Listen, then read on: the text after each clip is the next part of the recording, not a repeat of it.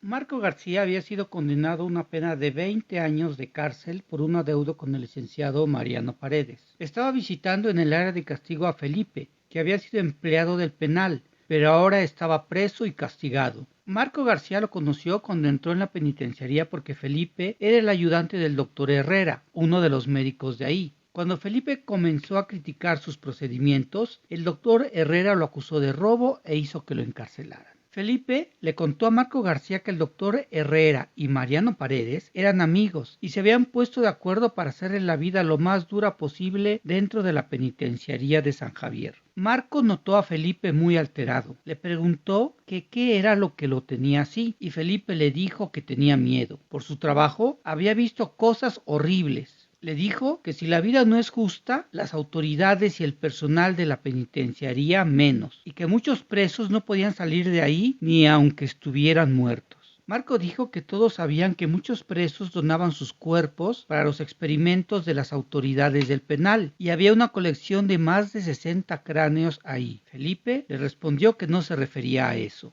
Marco García le dijo que la gente sentía miedo por el panteón que se hizo en esos terrenos en el año de 1833 y Felipe dijo que tampoco, que él había visto a algunos de los presos que habían muerto en la penitenciaría acusados injustamente. Marco creía que Felipe estaba perdiendo la razón y que su imaginación le estaba haciendo ver cosas que no existían. Marco le preguntó si no tenía familiares que lo visitaran y Felipe respondió que ambos estaban en la misma situación, que sus familias jamás tendrían autorización para visitarlos y que se olvidara de sus hijas. Marco se alteró y le preguntó qué es lo que sabía de sus hijas. Felipe respondió que había escuchado platicar al doctor Herrera y a Mariano Paredes sobre ellas. Escuchó que Mariano Paredes tenía las escrituras de la casa de Marco García por un adeudo y que aún no sabía qué es lo que iba a hacer con sus dos hijas. Que si no les había quitado la casa era porque tenía interés en la mayor, Isabel, y que si no aceptaba sus propuestas, ella y María, su hermana menor, acabarían en la penitenciaría de San Javier. Marco le preguntó si había forma de escapar del penal y Felipe le respondió que algunos presos habían desaparecido, pero no era porque se fugaran, sino porque en una de las celdas se podía hacer un pacto para obtener la libertad a cambio del alma. Marcos García quiso saber cuál era esa celda, pero Felipe le dijo que ya no tenía caso, porque habían traído a dos hermanas presas y un día ya nadie supo de ellas. Desde entonces, Felipe empezó a ver sus fantasmas. Cuando preguntó al doctor Herrera quiénes eran y qué había sido de ellas, lo acusaron de robo, y lo que más lo había alterado es que las encontró varias veces, a una de ellas en el baño y a la otra cerca de la celda donde los presos desaparecían. Marco pidió hablar con el doctor Herrera, pero le dijeron que no. Después de mucho insistir fue castigado y después llevado a los laboratorios. Por fin estaba frente al doctor Herrera. Cuando le preguntó por sus hijas, el doctor hizo una mueca de indiferencia y ordenó a otro médico que empezara el experimento.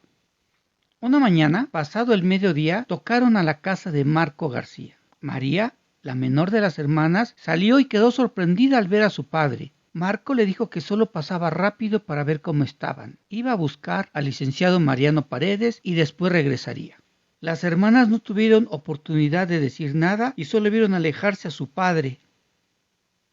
El licenciado Mariano Paredes lo recibió disimulando la sorpresa. Le dijo que no sabía por qué estaba libre. Marco respondió que tal vez el doctor Herrera estaba muy ocupado para informarle. Mariano Paredes le preguntó qué es lo que quería y Marco le respondió que las escrituras de su casa y puso en la mesa un fajo de billetes. Le dijo que había alterado el pagaré del préstamo, pero que a pesar de eso le estaba entregando el dinero que decía el documento que había alterado. Mariano Paredes respondió que se quedara con el dinero porque no le devolvería las escrituras. Felipe le dijo que sabía de su fama de jugador de póker, que apostaran la casa si es que era tan bueno como él decía. Mariano Paredes aceptó el reto y dijo que el juego era una mano. Mariano repartió las cartas. Después de revisar su mano, le preguntó a Marco cuántas cartas quería, y Marco le respondió que una. Después de recibirla, la revisó, vio qué carta era y sonrió. Le preguntó a Mariano Paredes qué era lo que tenía, y él le presentó un full. Y Marco sacó una flor imperial, diciéndole que le entregara sus escrituras. Mariano respondió que no. Marco García lo tomó por la corbata y amenazó con golpearlo. Mariano les gritó a sus empleados, pero ellos no entraron. Marco se sentó y sacó una pistola. Mariano le dijo que por qué no se la habían quitado sus empleados y le respondió que había adquirido algunas mañas en la penitenciaría. Después de recibir las escrituras fue a su casa, llamó a la puerta y salieron sus hijas, pero les dijo que no abrieran. Les entregó las escrituras y el fajo de dinero y les dijo que pronto tendrían noticias de él. Dio la media vuelta y se fue.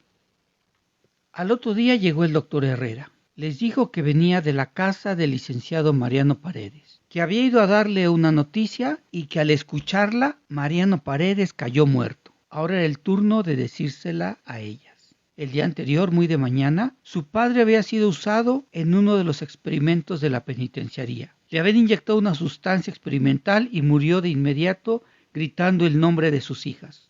Isabel y María le preguntaron la razón para hacerlo y le respondió que era una droga para la verdad, pues le habían robado un rollo de billetes y sospechaban de él. Se dio la media vuelta y se fue, mientras Isabel y María comprendieron que el amor de un padre es más fuerte que la muerte. Esto fue el cuento de horror de los hechos de la historia. Cuídense.